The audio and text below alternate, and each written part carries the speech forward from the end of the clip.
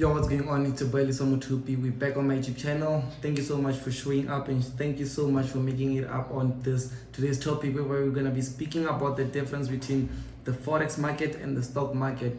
Because I've had a lot of questions where people came through and they asked me what is the two differences? Why is it that you went to the forex market instead of the stock market?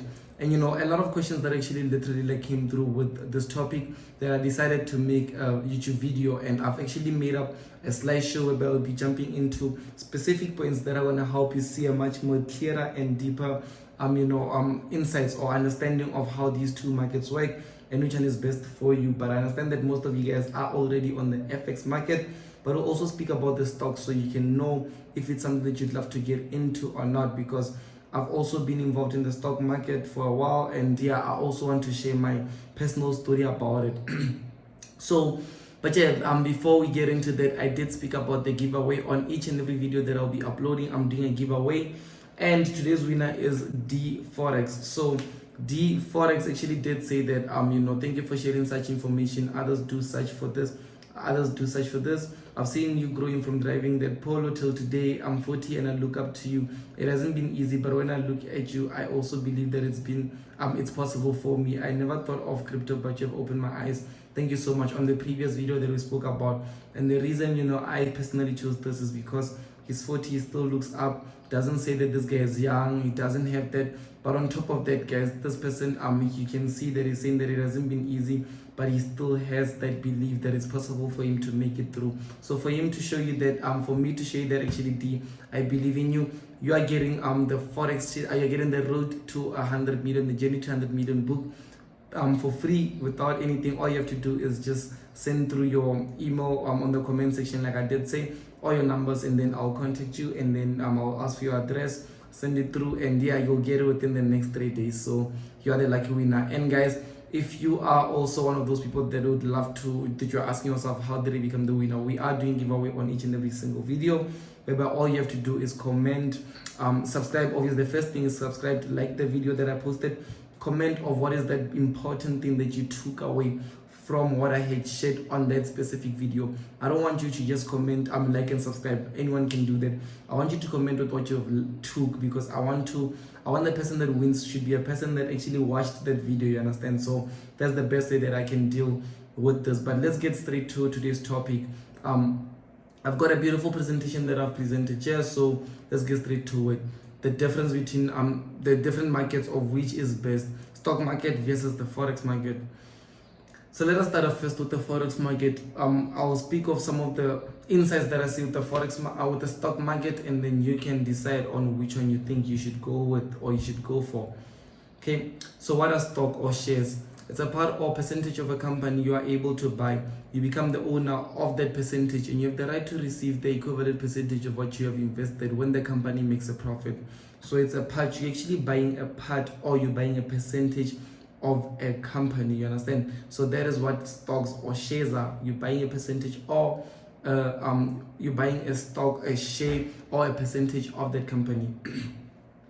So let us take a look at one of the ways that you can actually understand this method.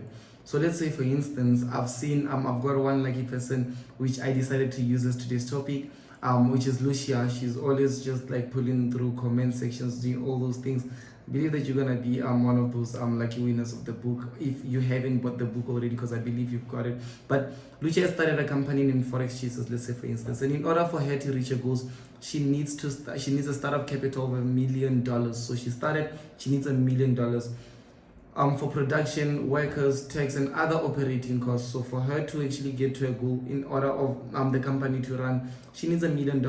But Lucia only has $200,000 in her pocket, so she only has 20% of what she needs.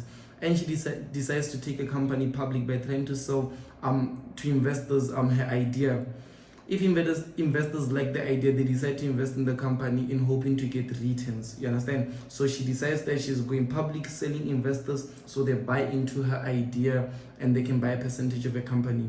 Let's say Lucia convinces 8 people to invest $100,000 each in her company. and let's say now you watching this video are one of them, you're one of the 8 people. So Lucia already has 200,000, let's say she has 20% of the company, then she convinces 8 people, and you are one of those 8 people to invest $100,000, on which if you look at it, it's gonna be 10% each. So you've bought, you took $100,000, you put it in Lucia's company, and then you've bought 10% of Lucia's company. So yeah, giving each 10% of the company holdings. Let's say in 5 years down, the company does very well, and then it's now worth $10 million, which by the time, remember 5 years ago you bought 10% of the company, so now it's valued at $10 million, and you still own the 10% of the company. That means that now your worth, or your total net assets in terms of this company would be $1 million. This is a form of buying to hold when you invest in the long-term vision of the company. So you took out $100,000, you bought in Lucia's idea, and then in the next 5 years, the company went from being $1 million worth to now being $10 million. You've made you still have the 10%, you still own the 10%, but that 10% now is worth $1 million. Then you can decide, what are you doing? Are you selling? Even if you sell 1% of the company, you've made back your 100K. So you understand how it is. So that's how you go about with, in terms of the stock market, how you are buying and holding. But there can be another form, which is also speculation. So there's another way of trading the stock market, which is also speculation, whereby you buy a share at an undervalued price, and let's say for instance $3, and hoping to sell it once it reaches the price, let's say $6, looking at a profit of $3 or more in just shorter movement. So with this one here, what's being said is that there could be other ways of making a profit, which, let's say now you are seeing that, okay, no, currently this company is undervalued. It's, let's say, selling a share at $3. That's the current price, and you're seeing that, you know, this company in the next maybe 2-3 days, it's gonna be worth maybe this much, is gonna be worth $6. It's now undervalued. Then you buy those shares, and then now you wait for let's say for it to get to that specific price that you did mention. Once it gets to $6, when you sell, you are seeing that you've made a total profit of $3 in terms of the price that you actually got it at, and then you sold it at. And one thing that I like is that Warren Buffett is one of the best investors, and his strategy is to always invest in companies who have potential, and to think long term, and to take calculated risks. So even though Warren Buffett is one of the best investors out there, he still believes in taking calculated risk, invest in companies who have the potential, long-term potential, and look at the long-term picture. Don't just look at what you can buy now and sell tomorrow. Look at what you can buy into and hold. You understand? So my personal stock trading, let me just tell you guys about my personal stock trading experience. I got into the stock market with 100,000 rands, 100,000, and in 3 months period I had 4.6% growth. So in 3 months period, 1 month, 2 months, I only made 4.6% on my account, with monthly dividends of 280 per month. So per month I was averaging 280 rands dividends, and I was actually I had already grew my portfolio by 4.6%. So let's say I had already 4,600. Truly speaking, guys, that's 3 months time frame. Someone would be like, wow, that's nice. Someone would be like, yo, that's small. But on a safer side, since stocks are much more safer, I think that's good. But you know, with Forex, guys, you can with 100,000, you know, you can do a lot in just 3 months. You understand? You can do a lot in just 3 months. But looking at it, it's also beautiful. But you can't.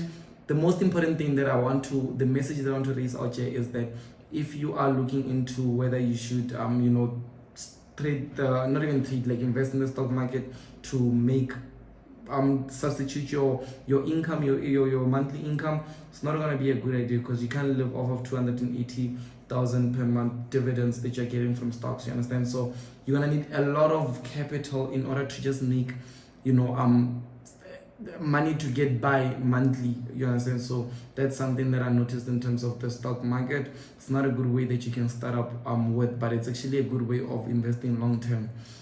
And now let us speak about the Forex market. Forex market, obviously we love this topic. This channel is about this, so let's see what you have to say about it. What actually is the Forex market? It's a global marketplace for exchanging national currencies. So here we're not buying percentages of companies, we're not buying shares, you're buying national currencies, you're buying your pound, you're buying your dollars, you're buying the whole currency. Also, I'm sorry about that. I just want to get back into the stock market. In the stock market, there's a lot of, there's a lot, like there's just, I think it's the Russell Index. The Russell Index has like 30,000 stocks inside. The S&P 500 has 500 stocks inside. So there's a lot of stocks that you can pick from, which is too much, can be overwhelming at some point. You need to do a lot of data research, learn about that company, learn about those companies, learn about the balance sheet, analyze all those things, you understand? So it's a lot of back and forth when you're looking to trade individual stocks. But in the Forex market, you are only looking at exchanging national currencies. And to be honest, truly speaking, guys, major pairs, I think there's only 8 major currency pairs out there. And then other currencies are like, what, 28, including exotics and stuff. But it's not as many as stocks, so which is less complicated.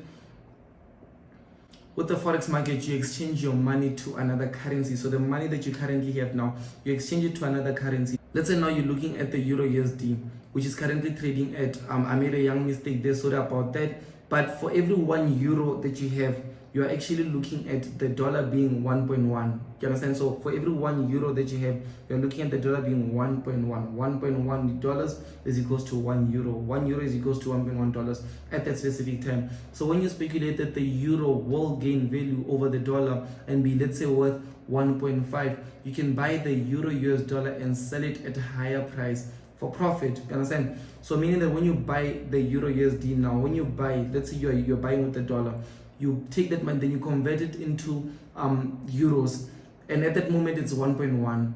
Once you've converted them into euros and they're 1.1, then you speculate they're going to be higher, and it does go higher. Let's say euro USD, it does actually go higher. It becomes 1. It goes all the way to 1.5. Do you understand that that difference is the profit that you made? And now your money is now in euros, you converted it to euros. So for you to see those profits, you have to do what? You have to convert it back to your initial currency. Let's say you convert it back to the USD, then you'd see the difference of how much you would have actually made. So the Forex market is easy to access and can be more riskier in terms of leverage. So leverage is the one thing that can make it a bit more riskier, but it's easy to access. Anyone out there can literally access the Forex market literally today. You can start trading the Forex market today. You don't even need a lot of capital. That's one thing. That's why most of us, are stuck in the hood. I didn't have a plan.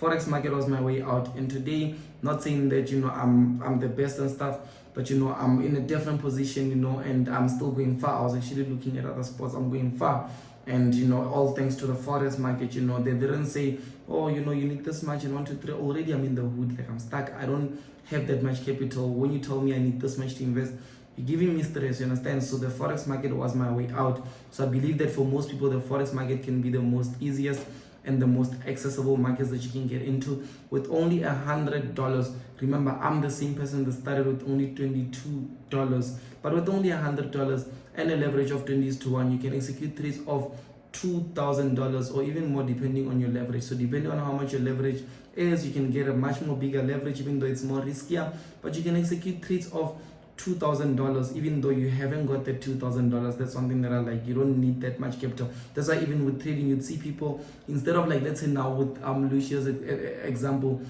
someone needed $100,000 in order to just make that million in 5 years. But in trading, to be honest, you can just literally start with not even $100,000, $10,000 and push it over to $1 million even within 5 years time. But I'm not saying that it's mostly guaranteed.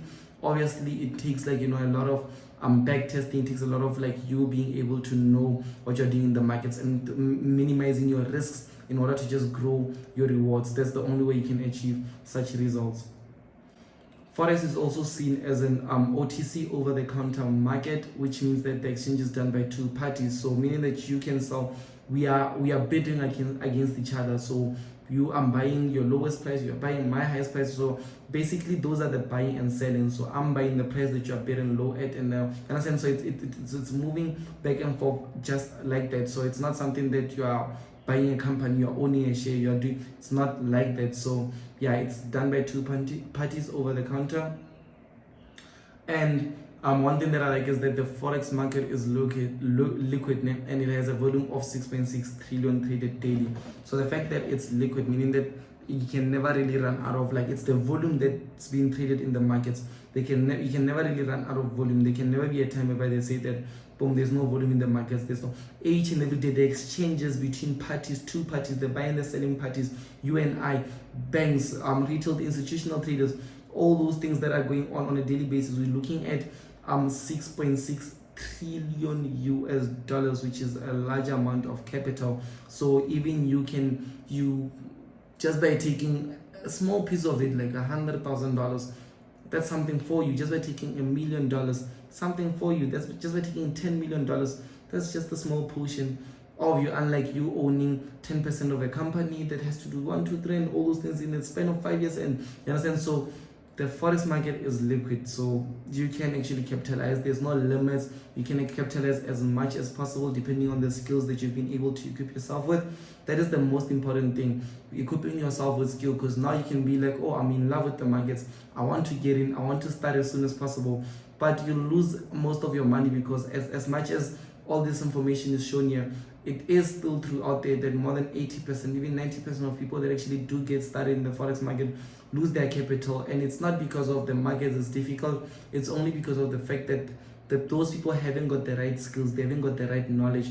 Those people are not equipping themselves with the right skills, and they're not following the right risks management or strategies, because they're looking at the fact that I want to take this much and take it over to this much. Yes, that's possible, but it's more riskier, because you are going to lose your capital. You are risking your capital, which is not the safest thing that you can do. Guys, remember that I'm still doing my giveaway on each and every YouTube video that I'll be posting. I'm doing a giveaway of the Journey to 100 Million book. Make sure that you like, subscribe, comment also what you have learned from this specific video, and hopefully you'll be one of the lucky winners of the Journey to 100 Million. It's a boy, Somo Tupi. I will see you in the next YouTube video.